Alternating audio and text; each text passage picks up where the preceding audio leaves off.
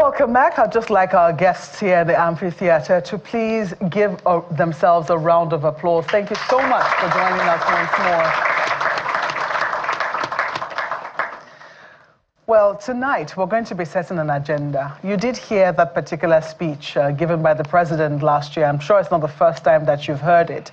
So I want you to also, put your pen to paper and think about it. If you were to be attending a youth summit, maybe anytime this year, what will you be asking of Nigeria? What would you want to see for the young people of this country? So while you're putting pen on paper, we also have our panelists here who are all set for us. We have Dr. Lillian Ochai, who is a public health physician at Luth. Thank you so much for joining us. Thank you so much for having me. And all the way from the University of Lagos, we have Timothy Ayorinde, who is the president of the Faculty of Law. Thank you so much for joining us. Thank you very much for having me. And joining us virtually is Toyin Kayo Ajayi, who is the founder of Canadian Black Farmers Association.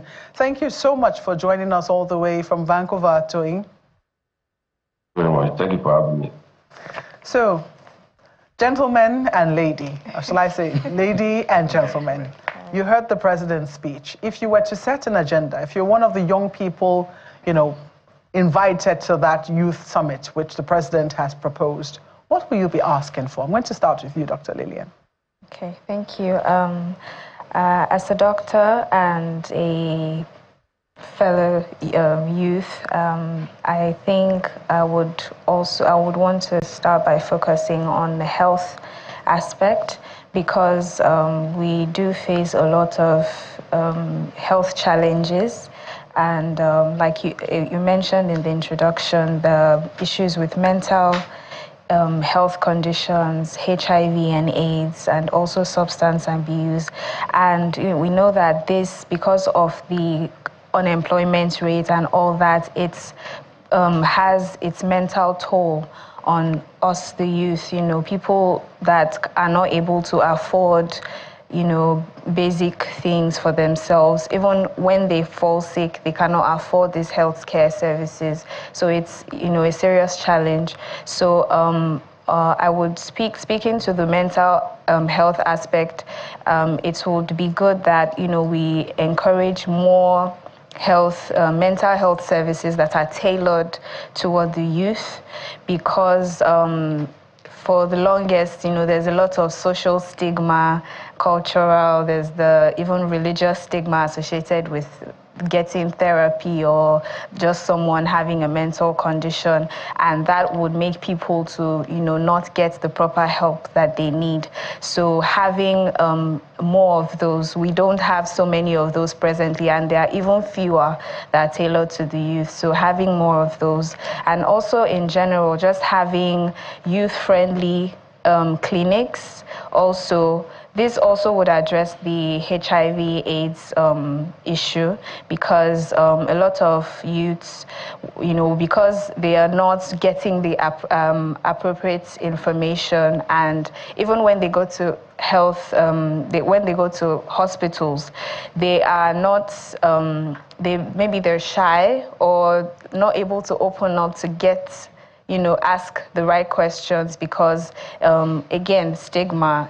Some people in these health facilities also could act in a way that, okay, are you supposed to be engaging in practices like this anyway? So that just makes them to bottle things up, and then increases the risk of infections, unprotected, there's more unprotected sex, and, there's higher burden of pregnancy among young people and all that. So having youth-friendly clinics would also contribute significantly to this, I believe. And in general, just working towards creating job opportunities, because unemployment in itself, yes, it's a serious challenge, but it also affects us, because if we are not able to be financially stable to some extent, people tend to look for other coping mechanisms which affects their health, and that's where substance abuse can come in sometimes. It's like a vicious chain, huh? Yes, exactly. So they're just looking for an escape from the hardship, basically. So when they get into that, and then it gets addictive, it's a problem. And then even when they do have that, we do have rehabilitative facilities, but we don't have so many of them that, you know, can accommodate the current number of, you know, youths with substance abuse currently. So having more of those facilities centered toward the youth, and also you know, giving us a system that works, that we don't at the end feel like, you know, we're striving to be something and, you know, it's just boxing us, and then we have few options. So basically, I think that will help. Well, you've spoken a great deal to health, and one can understand your bias. You're a doctor, for God's sake. Right. Let's come to you, Timothy. What will you be asking for? What will you be looking for? And don't tell me something on the Constitution, because you're a budding lawyer. Not at all, not at all. Yes, so I'll take it from the general perspective. You see, when it comes to the youth, we have to ask ourselves certain critical questions. There is a particular writer who wrote Why Nation Failed. Nation failed because of lack of political will. And aside from that, there is the inclusive state and the extractive state. So what we will be demanding for as the youth in the society is inclusion. And mind you, inclusion sometimes is about asking the necessary questions, demanding for the necessary things, so that the system does not end up producing the same wrong result. So what do I mean by inclusion? Inclusion in economic activities, inclusion in political activities, inclusion also in the legal perspective. We need, for instance, we have the Not Too Young to Run bill, which has been passed. But when you look at the statistics, the indices, you will notice one trend is that we still have low youth representatives, either in the National Assembly or in the executives. Why do we have this in place? First, there is no economic incentives for the youth in terms of the environment. Take, for instance, what is the employment rate? Is it the same set of youth that are not employed that will take up political posts? No, there is no social mobility as well. It is very easy to say, yes, Not Too Young to Run bill is there for us to have inclusive society. But then, where is the means? First, you need to get employed in the first place. And how do we curb this unemployment situation in the society? We would want a situation where there will be public-private partnership to better foster. We have recognized that the government cannot provide everything when it comes to employment rate. Instead, what we would want is public-private partnership.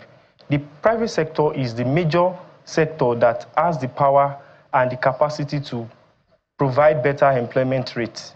So what we want is partnership between the government and the private sector.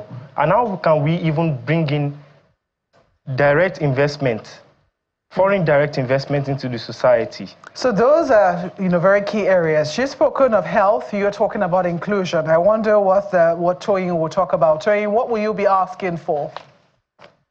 Or what will you be looking to see? Yeah, I will share from my personal experience and what I've learned since I've been in Canada for 25 years now.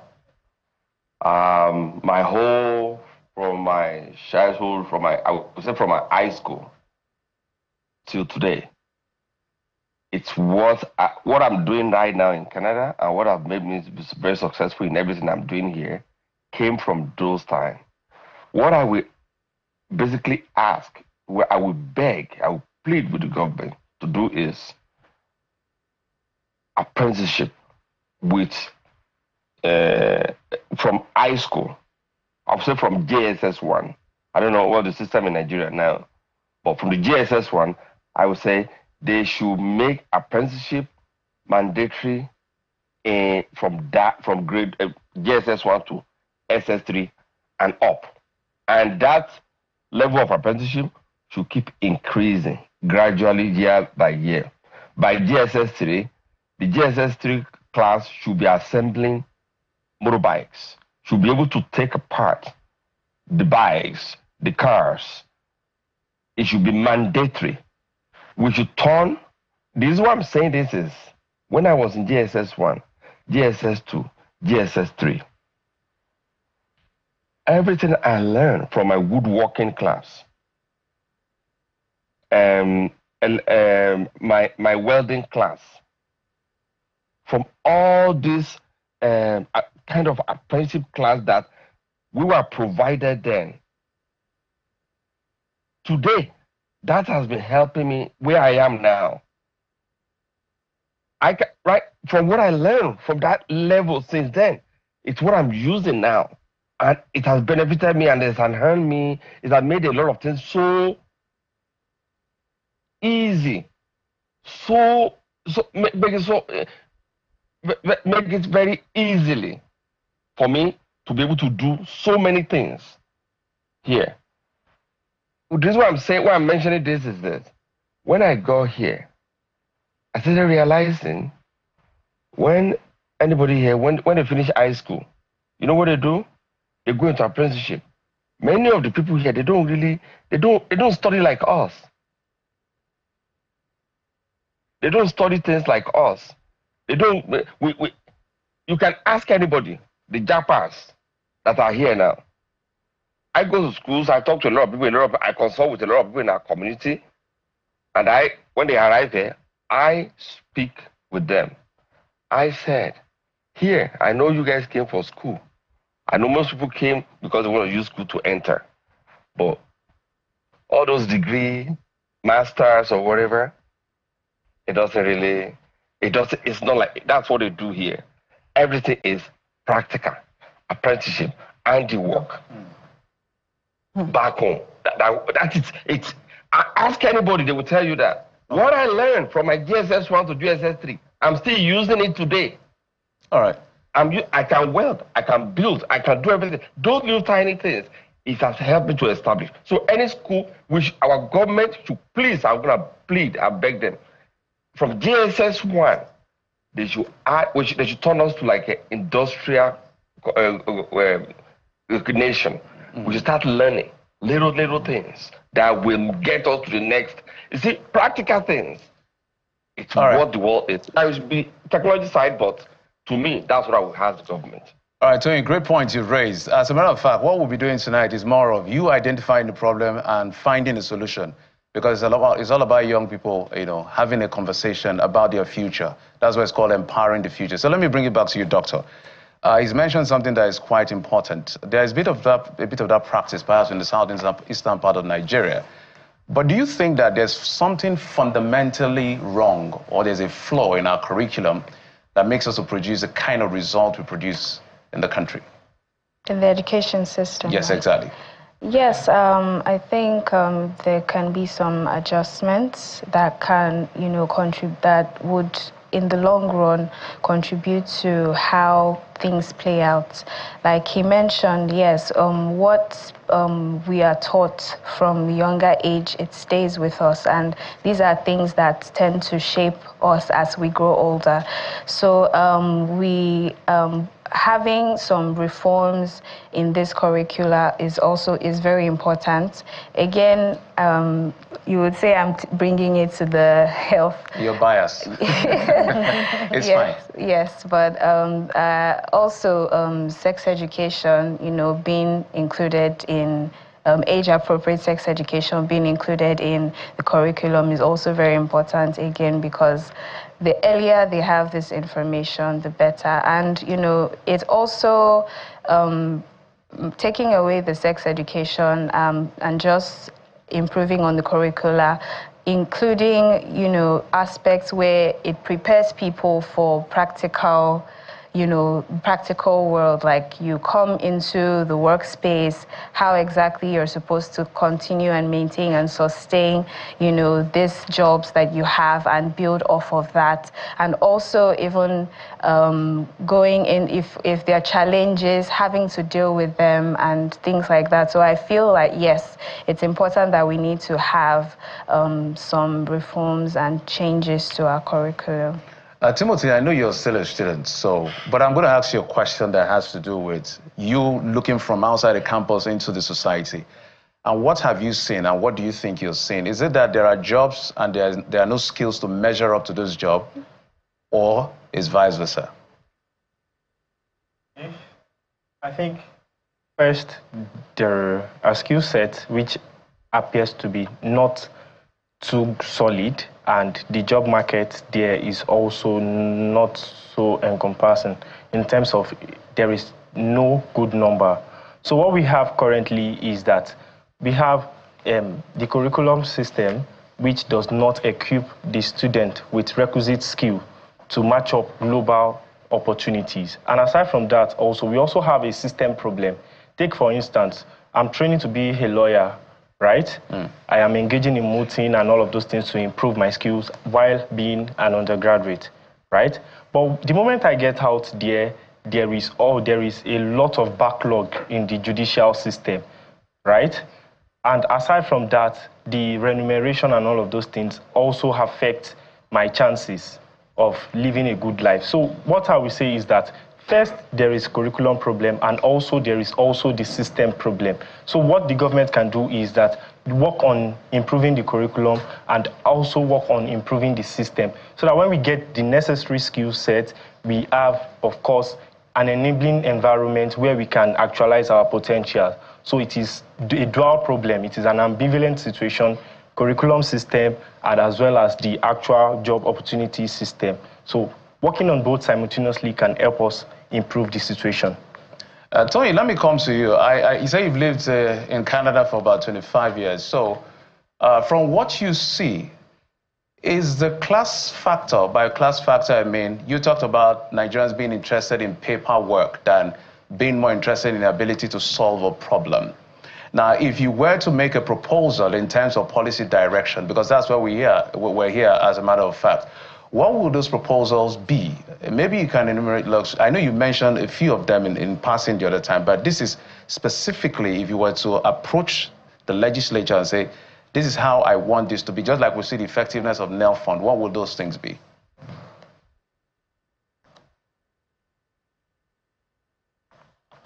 I can't hear you.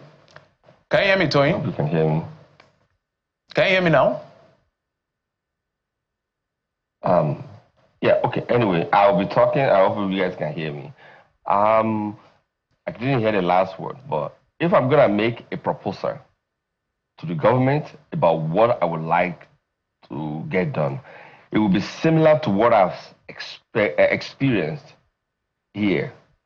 Because I look at the system here, it's more, it's not just theory, it's more practical. Very, very practical.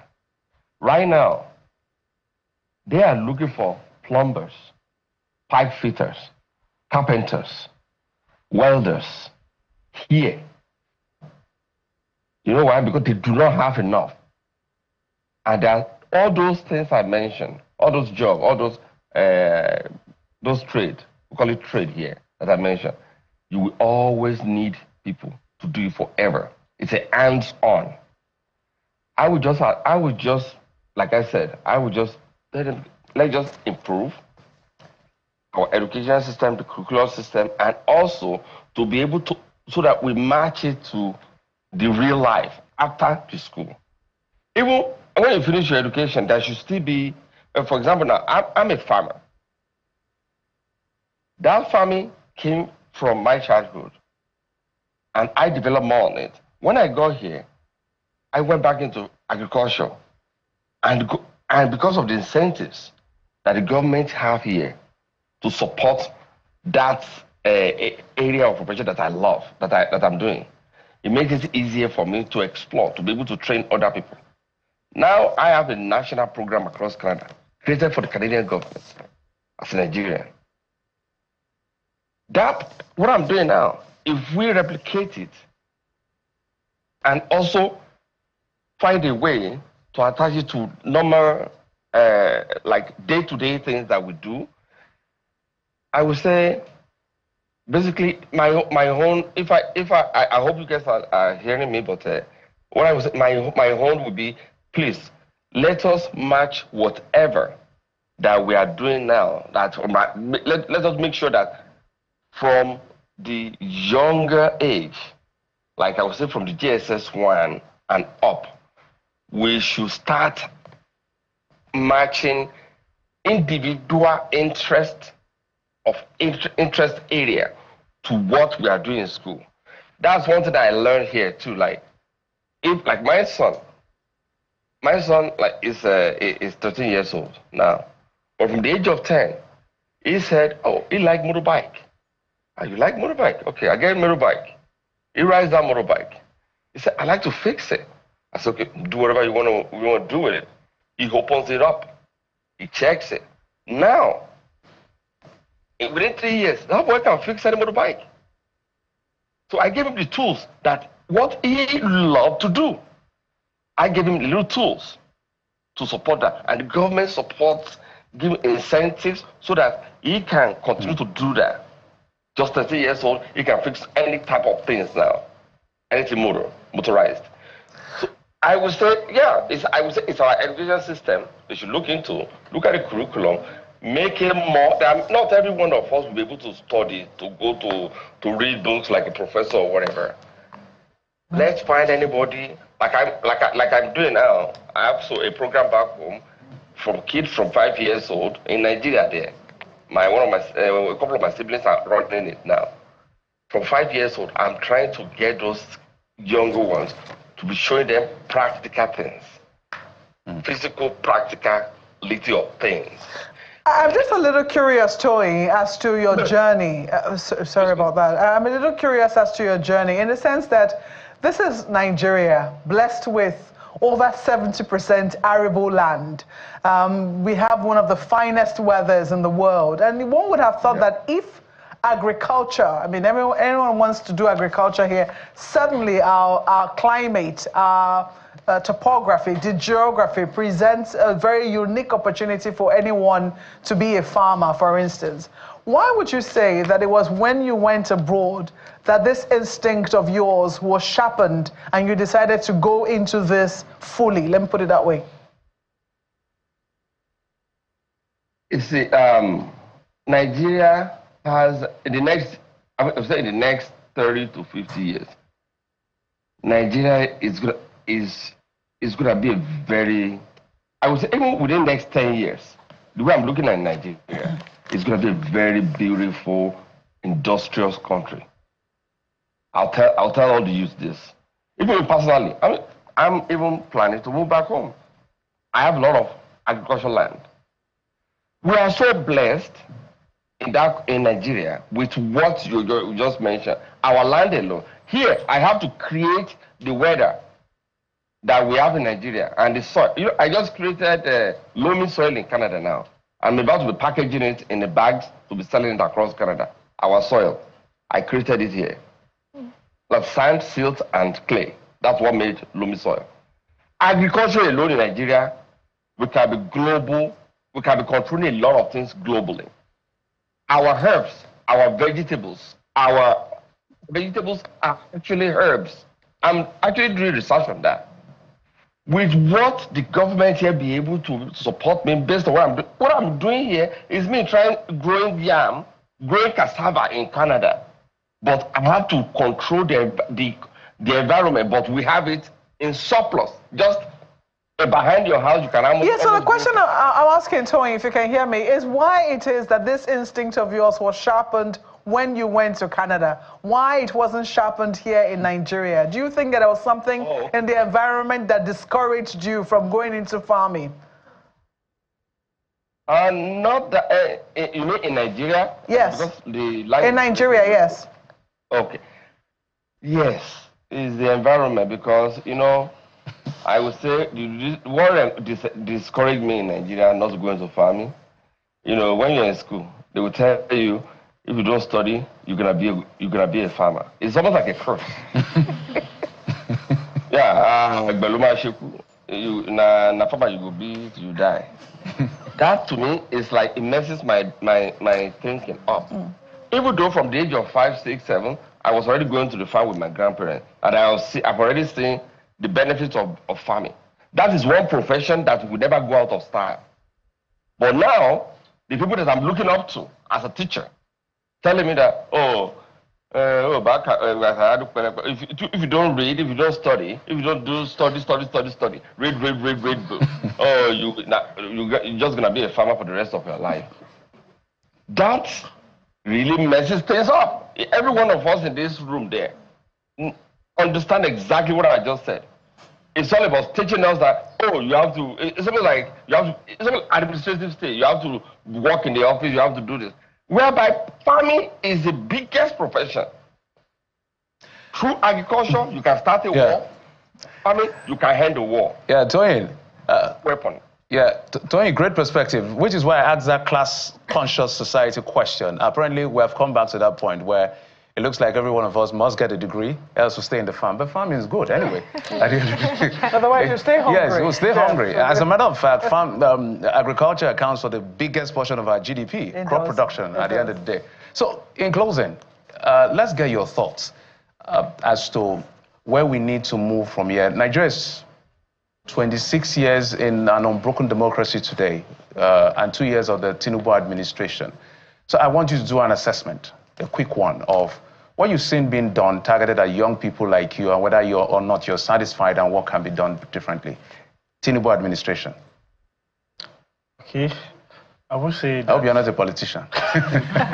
But go ahead anyway. Yes, I would say that the government has performed fairly well, but it is still not enough. We need better things done.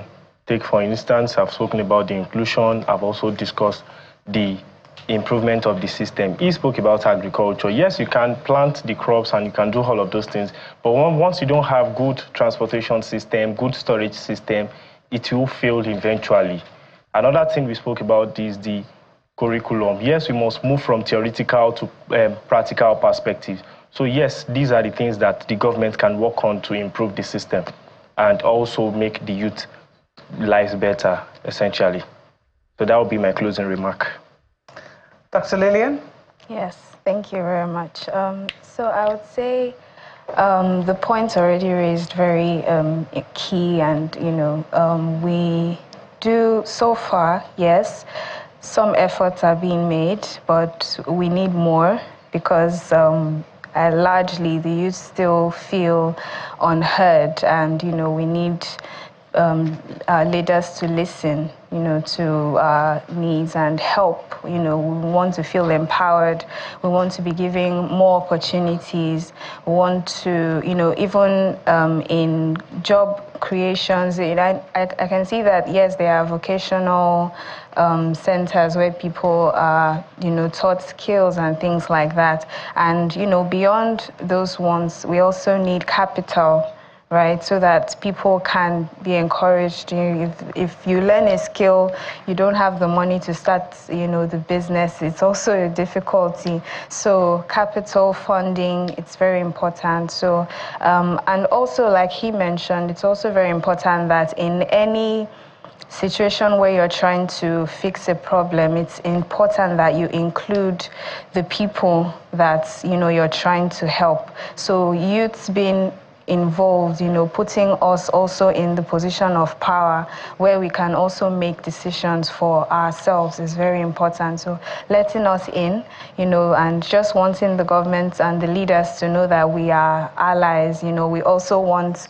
the country to grow, and we want to support. We just want, them to feel like, they're welcoming us and allowing us to also contribute in every way that we can.